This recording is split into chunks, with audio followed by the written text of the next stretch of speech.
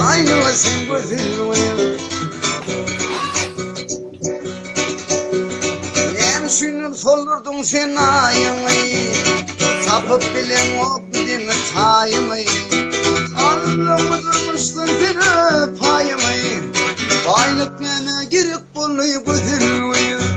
Allah'ımı durmuştun seni payımı, baylık nene girip buluyu gözülüyü.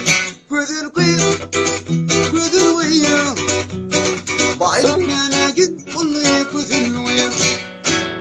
Hayran senin böyle boluşuna, ansat yaşayışı sayla kalışına. Biri sınıpsın sen bütün duruşuna, baylık nene girip buluyu gözülüyü. Biri sınıpsın sen bütün duruşuna, baylık nene girip buluyu gözülüyü. Gözülüyü, nene duyan baylığı sen gözülüyü. Geçtin doğun çıkıp bağrımdan, sonra açtın saylap söyün yarımdan. Ağlaştın mı doğru var yan yolundan, baylık nene girip buluyu gözülüyü.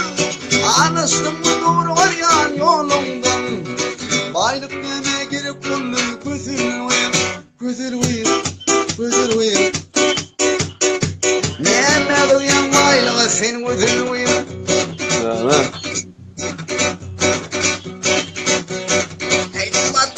Sana katılmayı, vakti okumadın, zayiladın adımı.